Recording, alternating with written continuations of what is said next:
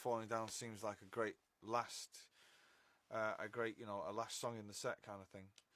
And I just kind of, I mean, you could do it chronologically, but you know, then all like the real iconic stuff is kind of at the front, you know. I tried to structure it like an Oasis gig, you know.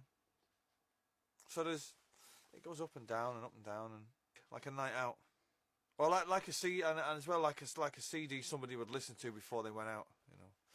And tried not to put all the big ones at the front.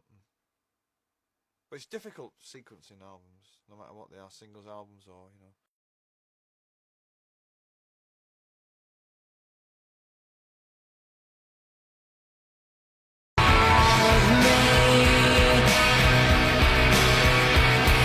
There was a debate about what was going to be the second single, and I wasn't bothered, you know. At this point, I was just fucking ordering champagnes, you know what I mean? I was like, whatever, you know. And I think that one was decided by committee that was going to be a single, and it's 12 Bar Blues, and we haven't played it. We never played it for years, and you know, it's an odd one. It's kind of like the runt of the litter for me. You know, it's not an obvious single, and yet it was the second one, and somebody believed in it enough that it was gonna. I mean, if you think about it, in between Supersonic and Live Forever, which are both kind of iconic singles, if I may say so, that's kind of a little bit of a. There's a little bit of a question mark over that one, but I do like it.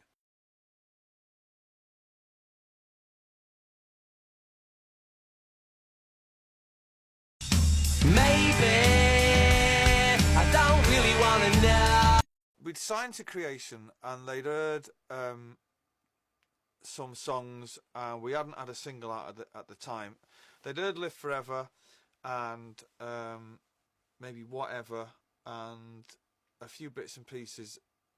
But Alan really liked this. When he signed us the night in Glasgow, we played this song called Bring It On Down. He really liked it because it was like the Pistols, and he wanted that to be the first single. So we went off to a studio called the Pink Museum in Liverpool to go and record Bring It On Down, and I think another 3 tracks anyway. And for some reason, it just wasn't happening, you know, in the studio. And we just signed the deal, and I was a bit like, we got to the last night, and I was thinking, we can't just go back with nothing. Do you know what I mean? We didn't have anything. We didn't have a tape. It was horrible. It came to the last night, I was thinking, God, they're going to think we're a right bunch of twats if we just say, well, we didn't get anything, you know. And I never wanted to be like one of those flaky bands, you know. So somebody said, why don't you just go and write something then? And I was like, what now? So while everyone else was having the dinner or something, or, you know, I kind of went into the back room and wrote Supersonic. I just went in there and wrote a complete stream of consciousness, whatever they call it, and I literally made each line up as I went along, and came back and showed the drummer how it went, and Bonehead wrote the chords out, wrote the words out for Liam, and that was it. And at the end of the night, I thought it was the greatest thing we'd ever done, and I still think to this day it's my favourite of all the 27 singles.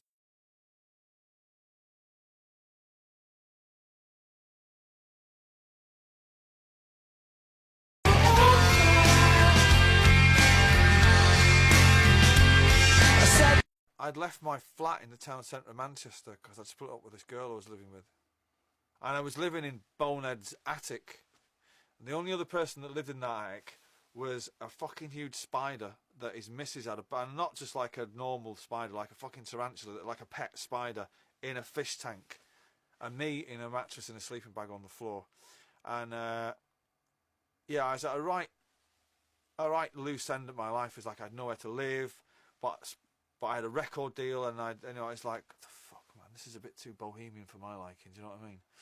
And somebody called up and said that they were going to play Supersonic on the radio at 7 o'clock, and we all went down into Bonehead's house and sat down. And when you hear your name, the band name, you know, oh, this is a new Oasis from Manchester, we were like, I can't tell you what it feels like. It's like being at the birth of a child. Do you know what I mean? It's like, there's all different emotions. There's like happiness, and you get nervous, and you get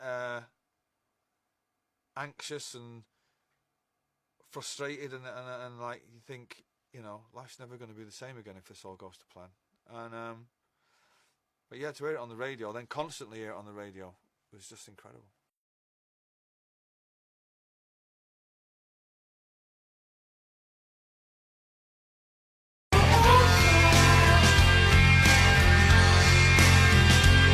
That was earmarked to be the song that would precede the album, like 2 weeks before the album come out. When McGee heard it for the first time, he was,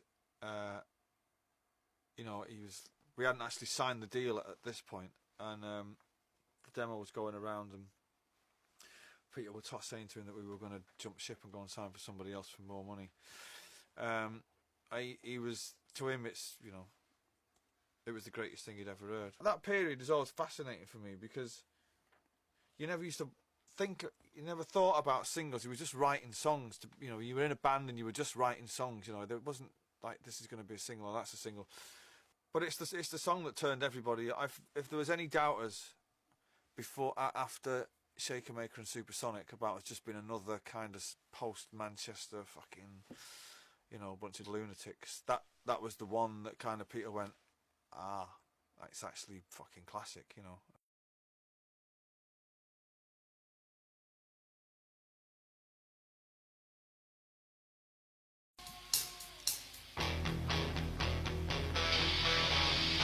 It became an anthem for, I don't know, it's a proper youth anthem, do you know what I mean? It's got that edge, it's got that sort of spikiness about it. Yeah. So I mean, I kind of wondered whether you know, it kind of hit with the audience even before it was released as a single at any of those sort of early shows. Well, this was in the days before the internet, right? So nothing was bootlegged, and these is the day before camera phones and all that shit. So you actually, this was all going around word of mouth, you know. So I would find it amazing that you would start a song and people would start clapping, and on a few occasions I'd stop it and say, "What are you clapping for? You fucking haven't heard this before." And it was just going round by word of mouth, and we started to get like a little following. But that song still to right up until the end at the last gigs, that's when people go fucking apeshit for that song. You know, and it mentions drugs in it and shagging birds and social comment and boozing and fucking drinking and listening to tunes. You know, what more do you want?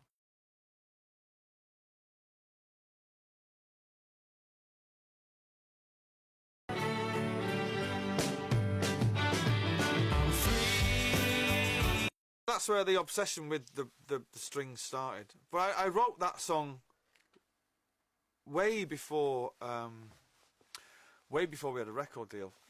That's really fucking old, that song. That song is nearly 20 years old, you know, now. And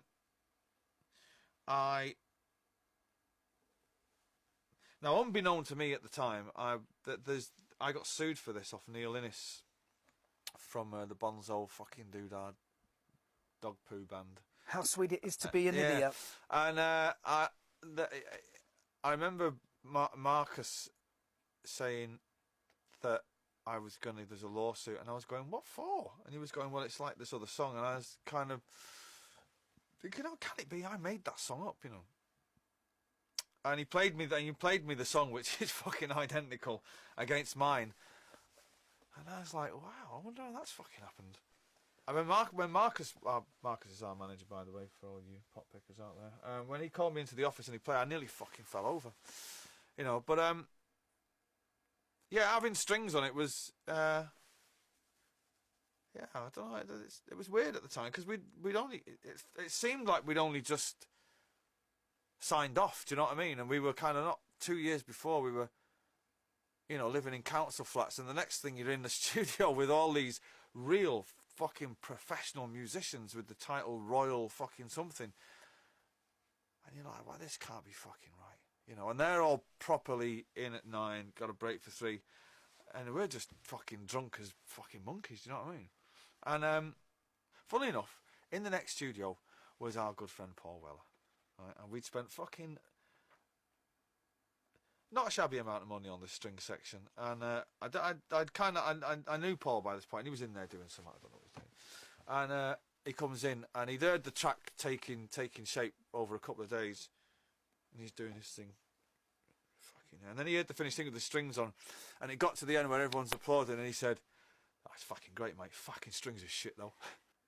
But it's kind of, you know, it was in between. It was the bridge in between Morning Glory and Definitely Maybe. It's never been on an album up until now. That's the one. That's the song that used to get requested the most. You ever gonna play whatever? Just never got around to it.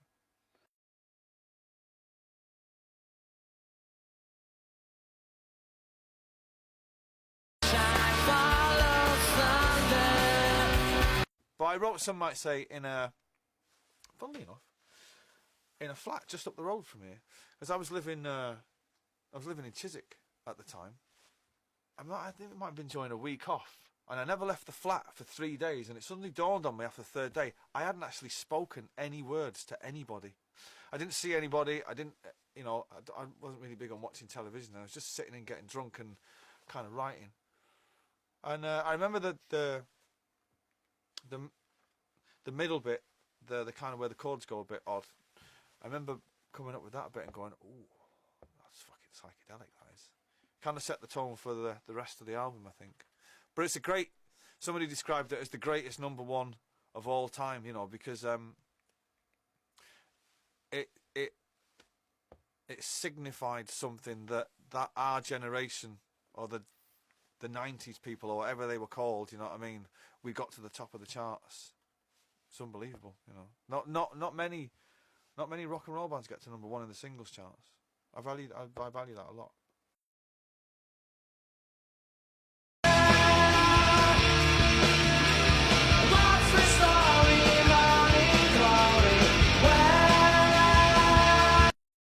Definitely Maybe had been, you know, critically sort of, you know, lauded. I mean, you know, the greatest album of all time, I think you find. Q Magazine, 2006. But you know, what kind of sort of memories, the mood of the band, sort of prior going into the studio to do What's the Story? Well, we were constantly on tour. We were never at home. I was living in the Landmark Hotel. I was of no fixed abode. I fucking loved it. I thought it was fucking so bohemian. Do you know what I mean? Where do you live? I don't live anywhere. You know, I live out of my suitcase, man. And we were just on the road all the time. So it come to, you know, we were going to follow up Definitely Maybe very quickly. This would never happen now in my career. All right, it's just such a fucking tightrope to walk, and such a punk rock way of doing it.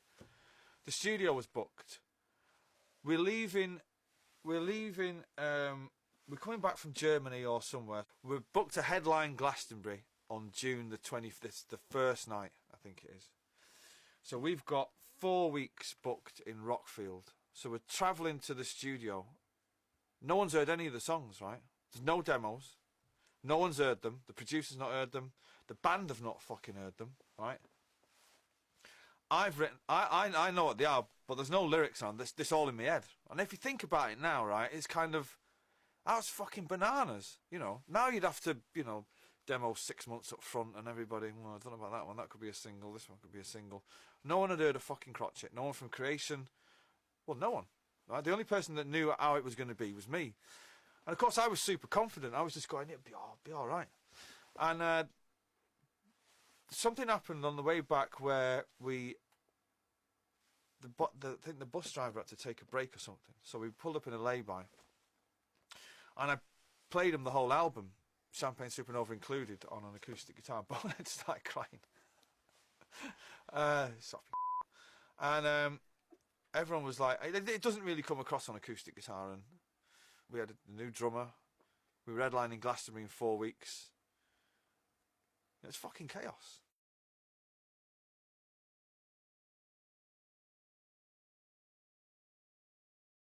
Today is gonna be the day that they're gonna throw it back to you. Somebody bought me a little contraption that goes on the guitar called a capo, right? And it's kind of a little thing that you pop on the frets so you can move your voice up in higher keys. I'd never even fucking heard of one, as oddly as that seems now, because every single one of my songs has got a capo on it now.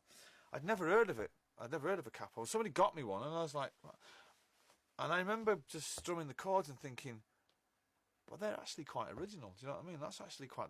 This is probably the first original thing I've ever done. You know. I remember that song. Its initial working title was Wishing Stone, and I don't know why, but the kind of the Wonderwall thing, you know, it's a George Harrison album and all that. I mean, history would be very different if it was called fucking Wishing Stone. I remember Alan McGee and Dick Green coming down to listen to it. I listened to the album when it was kind of virtually finished. I remember them both looking at each other, and I could have swore I just seen pound signs in their eyes, you know. But the greatest comment anybody ever made about that song was we were coming out of Glastonbury the night we headlined it, and we'd had a kind of cassette. Remember those cassettes? We had a cassette of the album, and we were in our little. It wasn't even in a tour bus. We were in a van going back to Bristol where we were staying, and in the van there was quite maybe about 10 people. It was a 12-seater, but Diggsy, as in Diggsy's Dinner Fame, was in the back of the van, and we put the album on, and at the end of Wonderwall he just simply said ouch, and he said that fucking hurts, La. And then he turned to somebody and said, when this album's released, if it doesn't go to #1, I'll shit in my trousers. And then he followed up with that, actually, if it doesn't go to #1, I'll shit in your trousers.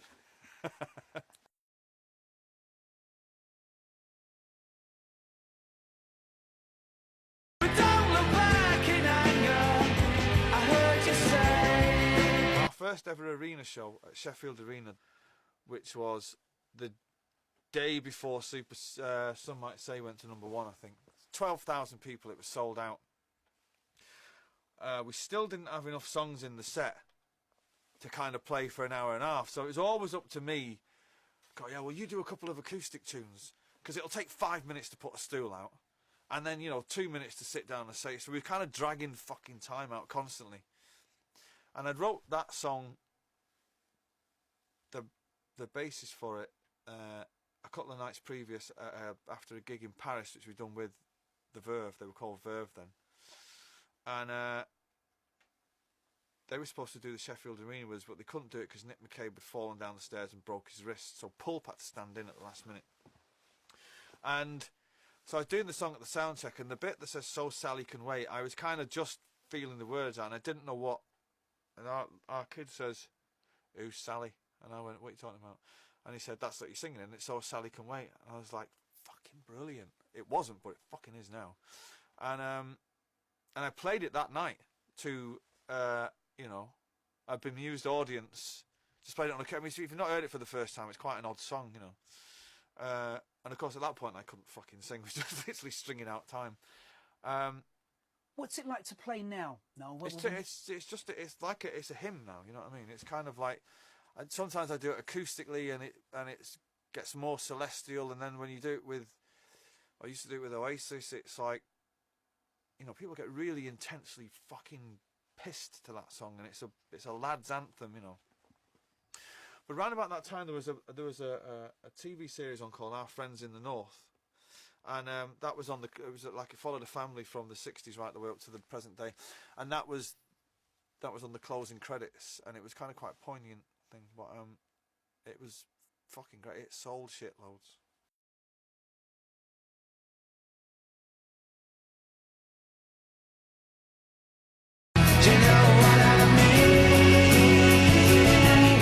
It features one of my favourite lines. What was it? Coming in a mess. Going out in style. Yeah. Where did that come from? What inspired that? It was like, you know, I'd moved to London with a fucking Adidas hold-all and a battered old acoustic guitar. You know, I had a Rolls Royce now. We arrived in the music scene when there was nothing. It was barren, you know. And Oasis left it, you know, selling 3 nights out of Wembley, you know, all fucking, you know, superstars. That's what it means. You know, we arrived in London as urchins and quit at the top, you know. Why edit something down to 4 minutes when you can listen to it for 8 minutes? Who's gonna, you know? And I remember being adamant in the studio. I was like, someone was going, it's a bit long, and I was going, it's not long enough, you know. And I guess if you just sold 12 million albums and, you know, your own creation, their ethos is the artist is always right, you know. And you did it. Well, yeah. I wouldn't say it was right though. I can't listen to fucking any of that album. Well, it's just too long. I remember sat in a meeting when it was, this is going to be the first, and of course now the spotlight of the world is on the band. We were fucking massive in America. We were beyond big in England, and it's like so this is the first single. I remember being in our office and playing it to all the relevant people. There's like radio pluggers were there, and people from America, and people from fucking Japan. It's like, what are you fucking doing here? There's loads of people from like the fucking United Nations in there, And so they put it on, and a radio plugger. I remember when it started, he clicked a stopwatch, right? There's a minute and a half of feedback, right, before there's one musical note on that, and an aeroplane taking off, and a bird, and a seagull fucking tweeting in the background. And I remember sitting there thinking, it only dawned on me then at that moment that this was fucking out of order. It's so wrong. All these people are going. Fucking hell, it's still not started, And then, a month later it finishes. And everyone's like, is there going to be an edit? No, it's not long enough, And it was just such a fun time, we got away with fucking, I wish I'd have been a bit, I wish I'd have exercised a bit more quality control on that and edited the songs down. But on the flip side of that is, it was a fucking great time to be alive in that band. I tell you what, man, it was the best times ever.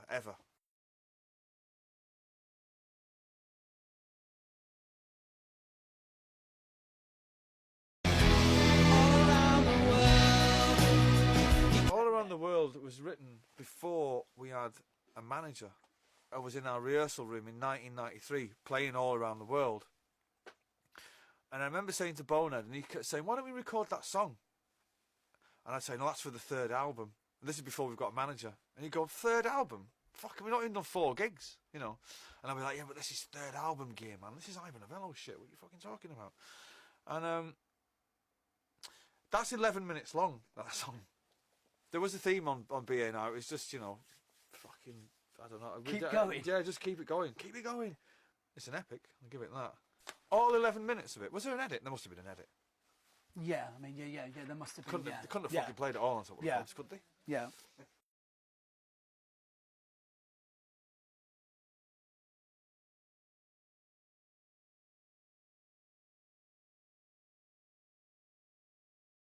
Gem and Andy came into the picture. It brought a sense of drive, because with 2 new people in the band, it's all new to them, playing stadiums and all that, and it was funny in a way, reliving the kind of the magic of it all through someone else's eyes. Like Gem was like fucking hell, I can't believe we're playing a fucking River Plate Stadium or something, and you're just like, yeah, it's pretty fucking special, isn't it? You forget, Spike was really good technically at record. I mean, the sounds on that album, on Who Feels Love and Go Let It Out, are brilliant, but the songs are not there. Do you know what I mean? It's kind of symptomatic of that record. The sounds are great and the playing's pretty good, but it's just not. The songs are not there. There's no killer singles on it.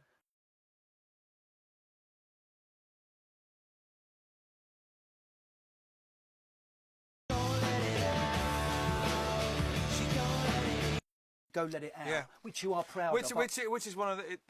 I mean, there's some good moments on that album. Fucking in the Bushes is great. Go Let It Out is great.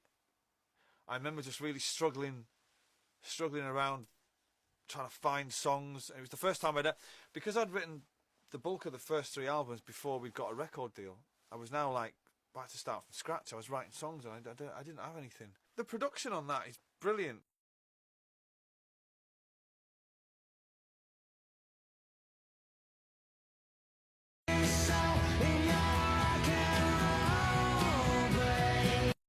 It was back to basics with the next album then, wasn't it? My studio in Wickham, it used to belong to Alvin Lee from 10 years after, so it was his old gaff. So we camped up there, and we... I've got skinhead again, look. Must have been going through some kind of crisis.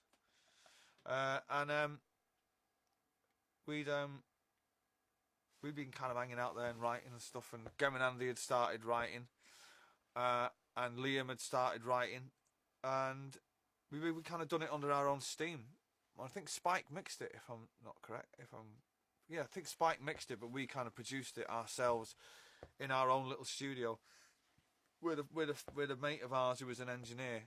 So we'd gone from, in a way, Standing on the Shoulder of Giants getting absolutely fucking destroyed by everybody on the planet, and it's selling fucking no copies. It was kind of a relief in a way, because we were kind of starting again, and a new lineup. Maybe, a new lineup, and the pressure was off, and I'd kind of was writing for this lineup. I knew how great, having toured with Gem and Andy, it was like, fucking hell, finally another great guitarist in the band, and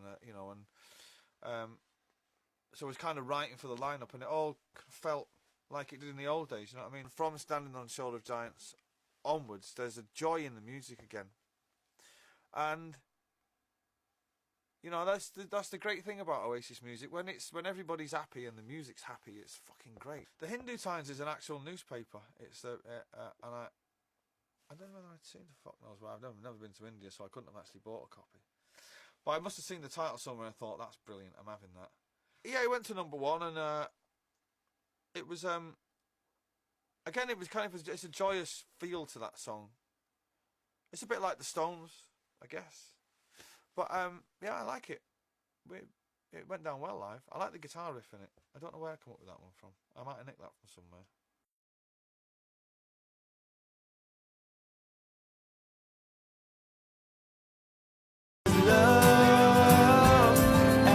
Little by Little, She Is Love, a double A side next. I mean, you hadn't done a double A side, I think, before then, had you? Well, and you on lead vocals on both. Yeah.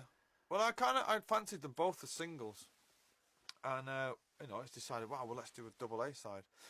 But Little by Little, fucking hell, fans, they love that fucking tune, and that's another one that's most requested when we do tours and gigs, or when we used to, is are you playing Little by Little? Because it goes from quite a kind of a deep, almost spoken word verse to a fucking massive chorus. I actually wrote that song during the sessions for Standing on the Shoulder of Giants, so at least something good came out of that, and it heralded a new upward spiral, I think. How did you feel about writing a lyric like that, She Is Love? Oh, I don't mind that. Oh yeah, I'm all for love. Yeah. The girls love it, don't they? Seriously, I fucking love it. Is that song about me? Yeah. That's what I always say to them. Yeah, it's about you. She Is Love is one of my favourite songs, but I don't know, no one else seemed to get it.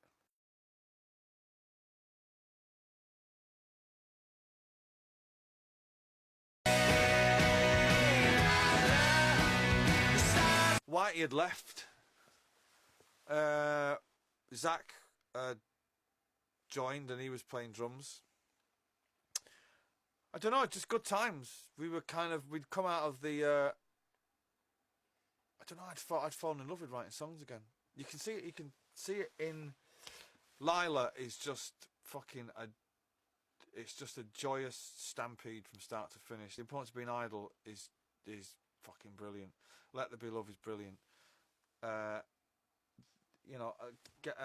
Liam's songs on it, they're brilliant. I think it's one of our best albums. You mentioned Lila, Noel, and that was the first single from the album. I mean, can you remember playing that one live for the first time? It was designed for the stadium, you know what I mean? No idea who Lila is, no idea what it's about. It's got some nice imagery in it. It's a fucking great tune. There were good times though, great times to be in Oasis. Possibly, if I'm looking back on the last period, that would be my favourite period, along with definitely maybe in Morning Glory, because we were fucking on it in the studio. Everybody knew it's the second album we'd recorded as the last lineup, so everybody was comfortable in their own role and what they could say and what they could suggest and all that. We recorded it in LA in Capitol Studios, and it was just, that's their kind of equivalent to Abbey Road. It was just good times. Recorded it in the summer in LA, and it was brilliant.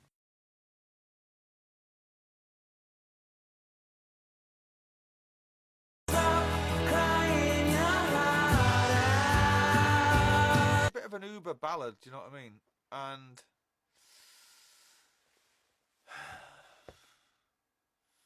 I really like that song, and I really like that version. But yeah, I wanted Oasis to get away from big ballad things, you know, because we'd had Stand By Me and you know, Sunday Morning Call, and all those kind, you know, and Champagne Supernova and all that. And I was trying to inject a bit of high energy into it, but fucking hell, the song was so good that everyone was going, well, it's a definite single, and I was like, all right.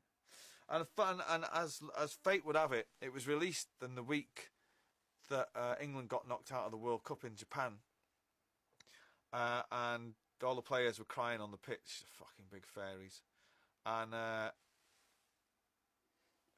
ITV played it in the closing credits for the game. Ka-ching, I think is what I said after that. It softened the blow of fucking being knocked out of the World Cup, so at least somebody was having a good fucking time out of it.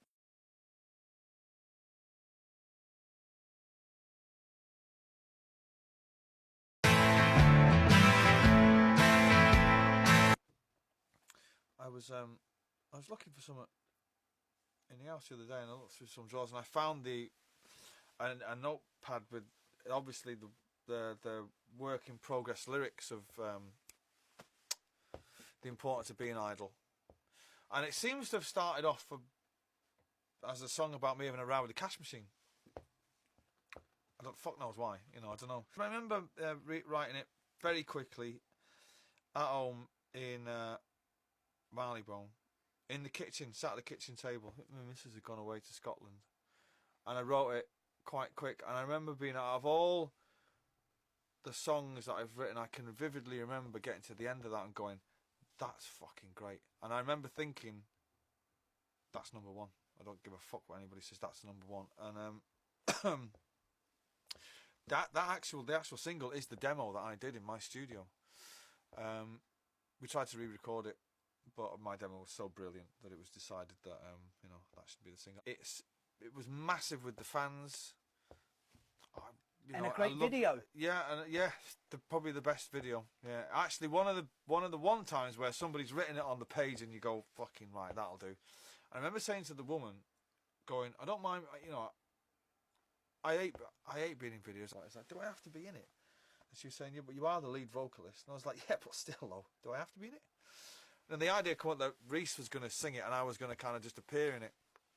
So I loved all that. I was on set for 38 minutes. I timed it.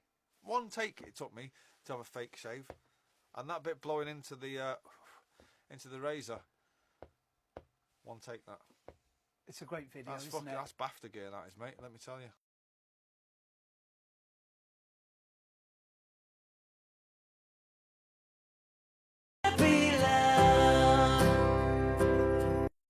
Yeah, that song was, it took me 8 years to write that song. Not like, you know, fucking 1,001 days consecutively writing. I'd started there's the middle bit, it's not a middle 8, it's more of a middle 12 or whatever it is. And then one day, for some unknown reason, I just was playing it on the guitar and it came to me, you know, the middle bit, and I played it to the boys and everyone was into it, and it was great. It's a good tune. It's long, but it's good though. There's a chord in there that Paul Weller showed me once. I don't know what it's called, but it's I seen him play it one night when he was doing that tune of his, Hung Up, some fucking weird jazz chord, and I was like, what's that? Show me that chord. And it took me another 8 years to write a song around it, but I love the tune. Yeah.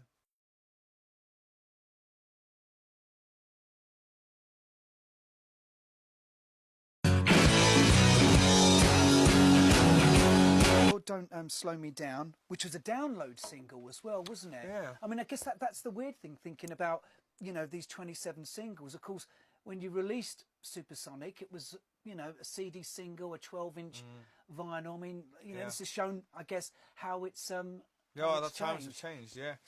Well, Lord Don't Slow Me Down came about. We were on tour making it. Bailey had done the video for Let There Be Love, and it was decided that why don't we just carry on filming and film the whole tour. And we were in a dressing room one night, and he was saying, what are we going to call the film? And right on cue, Lord Don't Slow Me Down, the song, was a demo that had been going around for a while that I didn't know what to do with. And right on cue, it came on the Ghetto Blaster, on the iPod shuffle thingy-majig. And it suddenly came to me and said, that's it. We'll call it Lord Don't Slow Me Down, you know. And he was like, oh, great. And we kind of went off and mixed it, and it's just a scratchy little demo. But I always forget about that. I always forget about that tune. Good little tune, that. Sounds like The Who. It's got a drum solo in it.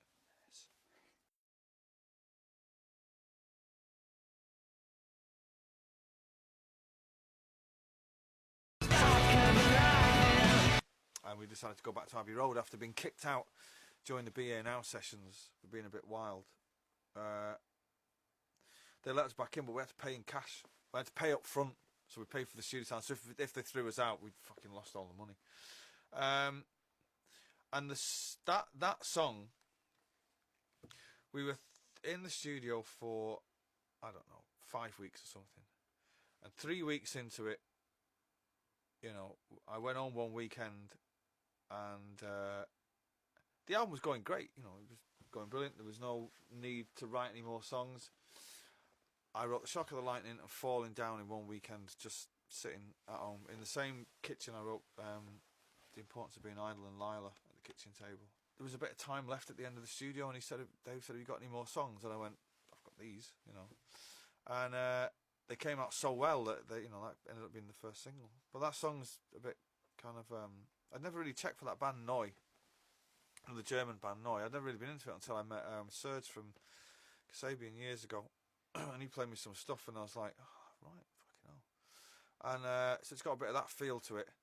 I love Falling Down. It's fitting to me that it was the last ever single, because I think it's the best sounding of them all. I think that if I should sit here now and listen to Supersonic as the first and Falling Down as the last, I think, well, that's a fucking pretty good journey that is between those two, you know what I mean? There's some shit in between, but to bookend your career with those two, that'll do me.